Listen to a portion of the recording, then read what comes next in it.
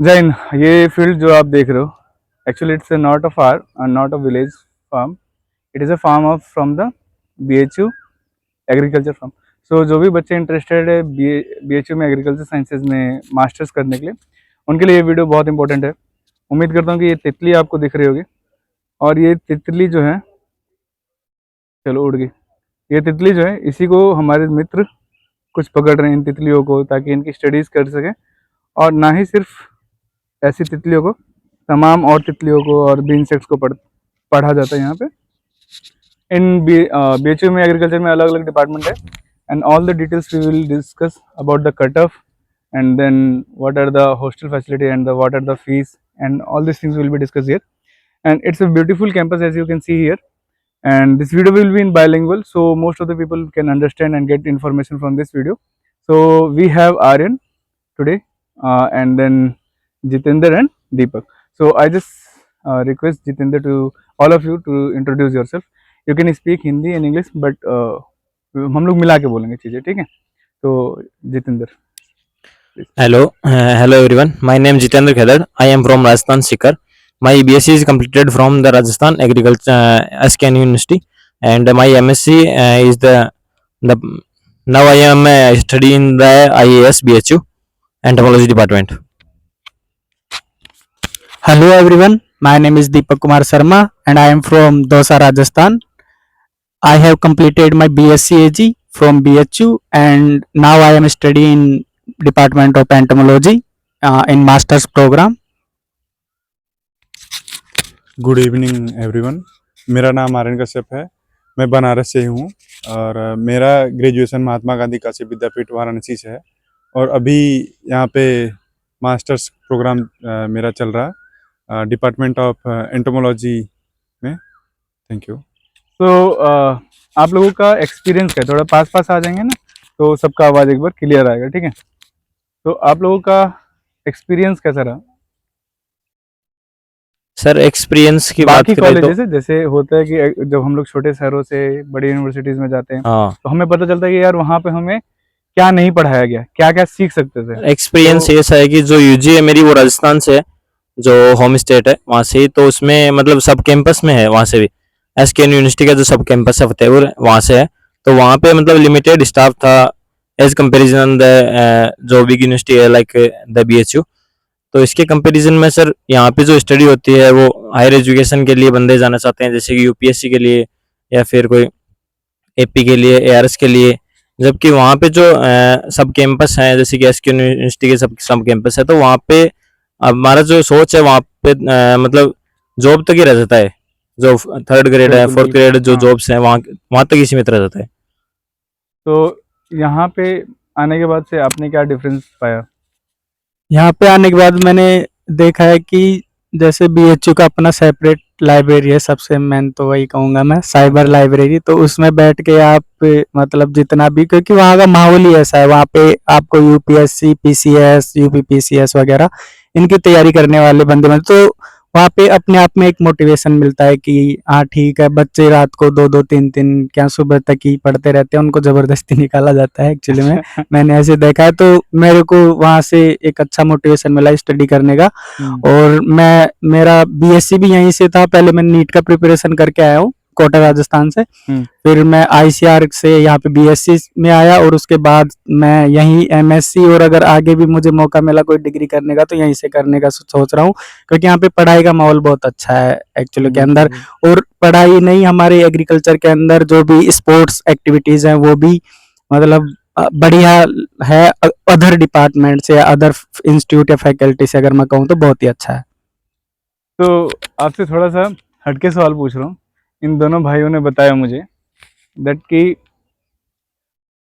यहाँ पे UPSC और मतलब पब्लिक सर्विस कमीशन की ज़्यादा जिक्र है, लेकिन आप मास्टर्स एग्रीकल्चर में क्यों कर रहे हो? जब UPSC ही या इन सारे एग्जाम्स की तैयारी करनी है, तो बैचलर्स के बाद भी जा सकते थे। तो क्या आपका फोकस एक गवर्नमेंट सर्विसेज पे ही जाना है, या फिर एग्रीकल्चर के करने के बाद से उस फील्ड में भी कुछ जॉब्स है गवर्नमेंट या प्राइवेट सेक्टर में?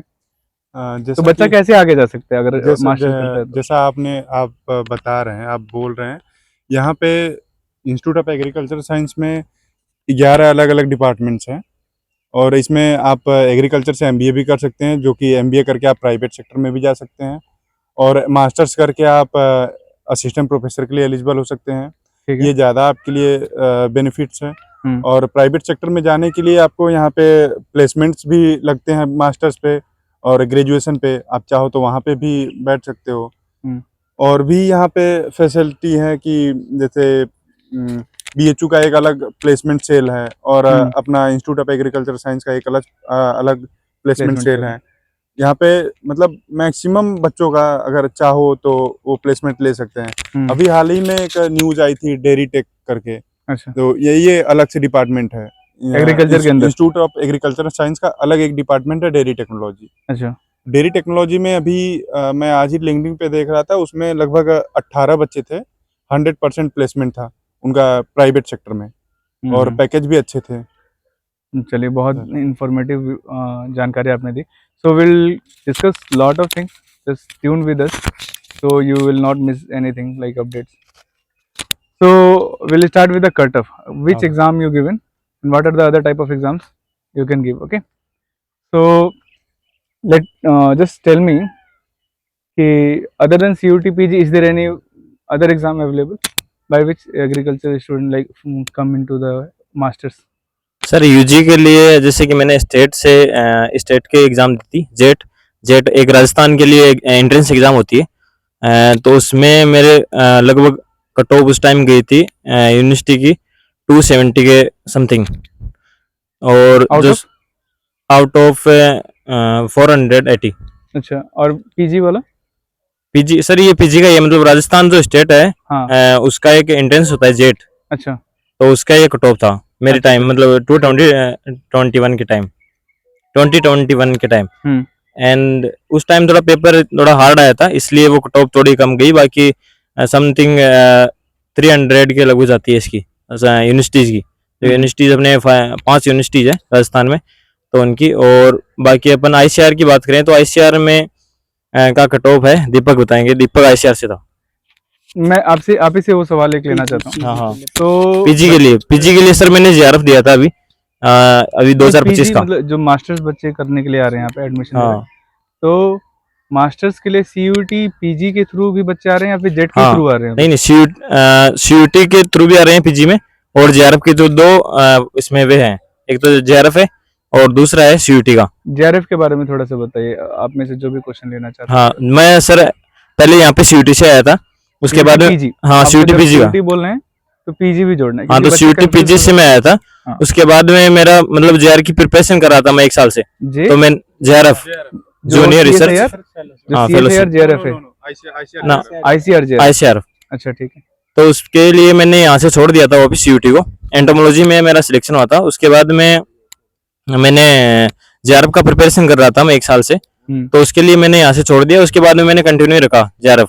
तो जेआरएफ में मैंने इसलिए रखा है क्योंकि उसमें थोड़ा इकोनॉमिक रोल नहीं रहती, उसमें मतलब 12,500 रुपये पर मंथ अपन को मिलते हैं पर मंथ, इसलिए मैंने वो जेआरएफ के थ्रू फिर वापस यहाँ पे सिलेक्शन हो गया मेरा। अच्छा, हाँ, मैंने फर्स्ट जो पोजीशन पे है अपने इंडिया में आईसीआर के थ्रू, वो आईआरआई है दिल्ली में। उसके बाद में सेकंड प्रिपरेशन मैंने बीएचयू को किया था। उसके बाद में मेरी मतलब 5th रैंक थी ऑल ओवर इंडिया एंटोमोलॉजी में, तो मेरे को काफी अच्छा। हाँ, एंड यहाँ पे बीएचयू में मेरा सिलेक्शन हो गया। तो आपने आईआरआई क्यों छोड़ा? मतलब आपका रैंक भी अच्छा था, आप चाहते तो वहां से भी कर सकते थे। नहीं सर, इसमें क्या है कि उसमें सीट वहाँ पे 4 सीट है एक्चुअली में, तो मेरी मतलब 5वीं रैंक थी मेरी ऑल ओवर इंडिया, तो मेरा मतलब सेकंड प्रिपरेशन मेरी बीएचयू थी, इसलिए मेरा यहाँ पे सिलेक्शन हुआ। तो अगर आपको पीएचडी के लिए चुनना पड़े आईआरआई या बीएचयू, तो क्या चुनोगे एग्रीकल्चर में? सर वो हमने हमारे राजस्थान में कहावत है कि घाट घाट का पानी पीना चाहिए, तो इसलिए पहले राजस्थान से किया यूजी, फिर उसके बाद में पीजी यहाँ से, तो फिर पीएचडी के लिए डिफरेंट जगह जाना सही रहेगा। चलिए, तो हमारे कुछ मित्र और ये इंसेक्ट्स लेके आए। तो भाई आपका नाम क्या है? मेरा नाम सुरेंद्र चौधरी। सुरेंद्र चौधरी, कहाँ से हो और आप किस कोर्स में हो यहाँ पे? मैं भी जयपुर से हूँ, राजस्थान से, जैसे कि जितेंद्र ने बताया अभी। अच्छा। और मेरा भी यहाँ एंटोमोलॉजी डिपार्टमेंट से मास्टर चल रहा है। अच्छा। और हम सेमी बैच के। सेम बैच के। क्या कट ऑफ रहा था ये जब आपने पीजी, आप पीजी सीयूटी पीजी के थ्रू आए हो? सीयूटी पीजी के थ्रू आया था। सीयूटी पीजी के थ्रू। तो कितना मार्क्स आना चाहिए और कौन से राउंड में ग्रेड का पेपर लगता है सर? देखो, अगर पर्टिकुलर डिपार्टमेंट की बात करें तो उसमें इस बार तो एंटोमोलॉजी की अगर आप बात कर रहे हो अगर पर्टिकुलर एंटोमोलॉजी की मैं बात करूँ तो अराउंड लास्ट जो मिनिमम कट ऑफ रहा होगा वो 208-10 के समथिंग रहा होगा, अच्छा, और आउट ऑफ आउट ऑफ 300। 300। अच्छा, और जैसे बाकी सभी डिपार्टमेंट्स को कंक्लूड करें तो मतलब 200 से ऊपर तो रहना ही चाहिए, 200 अच्छा। प्लस होना चाहिए। ठीक है, किसी भी डिपार्टमेंट में जाना है तो 200 से ऊपर होना चाहिए। जी। क्या कैटेगरी वाइज कितना वेरी करता है, जैसे SC ST है, PWD है, हाँ, कैटेगरी वाइज EWS है, वेरी करता है। जैसे यहाँ जो BHU कितना के स्टूडेंट्स है ना, हम्म। ऑलरेडी उनका भी कुछ परसेंट सीट्स पे रिजर्वेशन रहता है, कोटा रहता है, अच्छा, तो उनके लिए कंपेरेटिवली थोड़ा बहुत इजी हो जाता है, ज़्यादा डिफरेंस नहीं होता, लेकिन कैटेगरी वाइज भी वेरी करता ही है। तो अगर अगर किसी को भी आप में से पता हो कि SC ST के लिए कितना आना चाहिए, ऐसा 10 to जनरल 15 मार्क्स समथिंग ये डिफरेंस हाँ, रहता है बस। मोस्टली। प्लस माइनस 10 to 15 हाँ, मार्क्स। प्लस माइनस 10 मान सकते हैं। अच्छा, 10 to 15। हम्म, ठीक है। हम्म। तो ये तो आपने कट ऑफ बता दिया। और कौन कौन सी डिपार्टमेंट, मतलब MSc में क्या क्या कोर्सेज है एग्रोनॉमी को, सॉरी एंटोमोलॉजी को छोड़ के? देखो, एंटोमोलॉजी को छोड़ के एग्रोनॉमी डिपार्टमेंट है, सॉइल साइंस है, प्लांट ब्रीडिंग है, हम्म, और प्लांट पैथोलॉजी है जो भी प्लांट प्रोटेक्शन के अंडर ही आता है, हम्म, और प्लांट फिजियोलॉजी भी है हम्म, जो मतलब माइनर कोर्स है, और जैसे कि एक्सटेंशन हो गया, इकोनॉमिक्स हो गया, अच्छा, तो ये सारे 11 डिपार्टमेंट डिपार्टमेंट। अच्छा। टोटल 11 के राउंड है यहाँ। तो प्लेसमेंट को के हिसाब से मद्देनजर नजर रखते हुए which subject student have to choose, like which department he or she have to choose? देखो, जिसको जैसे प्लेसमेंट ही चाहिए हो पर्टिकुलर, जो प्राइवेट सेक्टर में जाना चाहता हो, जिसको कॉर्पोरेट कल्चर पसंद हो, तो उसको मेरे हिसाब से तो फर्स्टली MBA प्रीफर करना चाहिए, जो कि यहाँ CUET के एग्जाम के थ्रू एग्री बिजनेस मैनेजमेंट का कोर्स चलता है। यहाँ भी चलता है कोर्स मेन कैंपस में, IAS BHU में, और एक कोर्स चलता है वहाँ जो राजीव गांधी साउथ कैंपस है ना, वहाँ भी चलता है। तो यहाँ दोनों ये कोर्सेज चलते हैं, और ये पर्टिकुलरली प्राइवेट सेक्टर ओरिएंटेड है, तो इनमें ज़्यादा मोस्टली इनका मतलब वही रहता है कि प्लेसमेंट के हिसाब से अच्छा रहता है वो। और जैसे मतलब जो MSc करने आता है स्टूडेंट, उसका मेरे हिसाब से फर्स्ट प्रायोरिटी नहीं होता है प्राइवेट मतलब कंपनीज में प्लेसमेंट लेना। उनका फर्स्ट प्रायोरिटी मेरे हिसाब से तो गवर्नमेंट ही होता है, बाकी सबका अपने अपने अकॉर्डिंग वेरी करता है। फिर भी जैसे मान लो कि अगर ऐसा होता है कि भाई लास्ट में जाके अगर थोड़ा करियर को लेके इनसिक्योर है कि यार अपने को कुछ ना कुछ करना पड़ेगा, जैसे कि सबकी सिचुएशंस अलग अलग होती है, किसी के ऊपर बर्डन नहीं होता है तो वो अपना इजीली आगे PhD भी करता है और तैयारी कंटिन्यू भी रखता है। लेकिन जिसके ऊपर थोड़ा बहुत बर्डन होता है, फैमिली प्रेशर होता है, या फिर इकोनॉमिक कंडीशंस भी हो सकती है, तो वो 2 साल के बाद में अगर प्राइवेट प्लेसमेंट लेना भी चाहता है तो उसको यहाँ से मिल सकता है इजीली। और MBA के बाद जैसे MBA का सेम CUT PG का course selection, subject selection same होगा या डिफरेंट होगा? नहीं, उसमें मतलब उसका एग्जाम भी अलग ही लगता है, काउंसलिंग भी अलग से होती है, और उसके अंदर बाद में एक GDPI का राउंड और होता है, GDPI, जो कि अराउंड मेरे हिसाब से 60 नंबर का होता है, 100 नंबर। तो GDPI क्या है ये, इसके बारे में? ग्रुप डिस्कशन और पर्सनल इंटरव्यू। GDPI जो MBA के लिए वो क्या है? ग्रुप डिस्कशन बोलते हैं और पर्सनल इंटरव्यू बोलते हैं। अच्छा, इसमें जैसे वहाँ के जो मतलब टीचर्स होते हैं, ये उसमें आता है एग्रीकल्चर इकोनॉमिक्स के अंदर आता है इसका। तो वहाँ पे टीचर जो है वो मतलब पैनल बनते हैं, तो इसमें डिफरेंट डिपार्टमेंट्स के टीचर्स बैठते हैं, और BHU से भी टीचर्स आते हैं, जैसे बिजनेस मैनेजमेंट के हो गए, और भी टीचर्स आते हैं कि जो कि वहाँ बच्चों का मतलब GDPI लेते हैं। यहाँ पे लगभग अगर आपको इंटरव्यू में आना है तो लगभग 150 नंबर प्लस आपका रहेगा। तो MBA एग्रीकल्चर में इंटरव्यू में आना है तो 150 से ज्यादा मार्क्स आपको ये भी सिक्योर नहीं है कि सीट आपको मिल भी जाए, लेकिन क्योंकि इंटरव्यू तक पहुंच सकते हैं। हाँ, इंटरव्यू के लिए आप 150 नंबर ला सकते हो। और जब GDPI 100 नंबर का होता है, वो आपको मतलब ज्यादा प्रिफर होता है, मतलब हाँ ज्यादा हो वो तैयारी करके आना चाहिए, क्योंकि इसी में नंबर वेरी करता है। ठीक, आप अगर आपका GDPI अच्छा गया हो और नंबर कम हो, 150 से भी कम हो, तो फिर भी आपको कोर्स मिल सकता है। अगर आपका 150 प्लस नंबर हो और GDPI खराब गया हो तो मुश्किल होता है कोर्स लेने में। ठीक है, तो यहाँ पे लेकिन मैं सिर्फ एग्रीकल्चर डिपार्टमेंट मास्टर्स में पूछ रहा था कि किसमें प्लेसमेंट के चांसेस ज़्यादा है। ये MBA तो एक अलग ही कोर्स हो गया, MBA एग्रीकल्चर कम्प्लीटली अलग है, अलग एग्जाम है, अलग सब कुछ है। मास्टर्स में एग्रीकल्चर में कौन सा आपको अच्छा प्लेसमेंट दे सकते हैं? और सर ऐसे तो सभी डिपार्टमेंट में मिलता है, मतलब जैसे कि एंटोमोलॉजी में होता है, हॉर्टिकल्चर में भी है, एक्सटेंशन में भी एक, प्लांट प्रोटेक्शन में जैसे कि पैथोलॉजी और एंटोमोलॉजी इनका ज्यादा रहता है। इसके अलावा प्लांट ब्रीडिंग में इकोनॉमी। माइक बीच में रख लो। मतलब इतना कि हाँ आवाज आ हाँ, हाँ जाएगी। मतलब प्लांट ब्रीडिंग भी अच्छा ही है, प्लांट प्रोटेक्शन के अंडर दोनों एंटोमोलॉजी और पैथोलॉजी आ गई, ये दोनों भी अच्छी है। और- क्योंकि आजकल जैसे देख रहे हैं ना कि जो लॉसेस हम्म जो है इंसेक्ट्स और डिजीज की वजह से क्रॉप लॉस होता है ना, हम्म, वो काफी ज्यादा है। मतलब अच्छा वो अच्छा एक बहुत बड़ा एक इश्यू बना हुआ है, हम्म जिसको अपन कंट्रोल में करके अपने प्रोडक्टिविटी प्रोडक्शन को काफी हद तक बढ़ा सकते हैं। हम्म, तो इस चक्कर में मतलब कि इसमें स्कोप है, अभी आगे भी है और फ्यूचर में भी रहेगा। चलो तो क्या लास्ट प्लेसमेंट का पैकेज गया है, एवरेज बता सकते हो आप कोई एक अभी जगह? देखो मतलब प्लेसमेंट में हमारे तो सीनियर्स ज्यादा कुछ बैठे नहीं थे एमएससी से, कुछ एक स्टूडेंट्स बैठे थे। 2023 में एक रोडे स्वराज करके महाराष्ट्र का एक बंदा था, हम्म, उसका 8 लाख समथिंग था पर ईयर का। 8 लाख समथिंग, हाँ जीपीबी, हाँ CTC ना, हाँ। जीपीबी जेनेटिक्स, अच्छा अच्छा GPP डिपार्टमेंट से हाँ था। जीपीबी डिपार्टमेंट। और ठीक है। पैथोलॉजी से एक सुनील कुमार नाम था हम्म, उसका, वो साउथ का बंदा था, तो उसका लगभग गया था 4 लाख के आसपास। अच्छा चलो तो मैं एवरेज मतलब आपको 8 5 Average, एवरेज पाँच पाँच हाँ, 5 6 आपको मिल मिल जाता है जाएंगे। ना। तो हॉस्टल कैसा लग रहा है आप लोगों का आपका? हॉस्टल फैसिलिटी सर ठीक है, मतलब जैसे कि 2 बंदों को हॉस्टल लॉट होता है, एक रूम। हम्म, और हॉस्टल की मतलब रूम की साइज थोड़ी छोटी है, बट ठीक है वैसे। अच्छा अच्छा और फैसिलिटीज में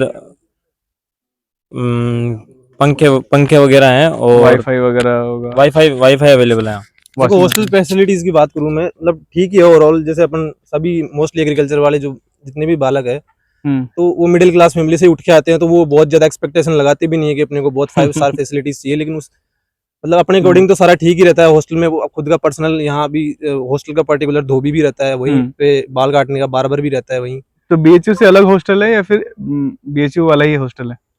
नहीं, बीएचयू वाला ही। BHU वाले तो हाँ आप लोगों को BHU के बच्चों के साथ रखा जाता है या फिर आप लोगों को अलग?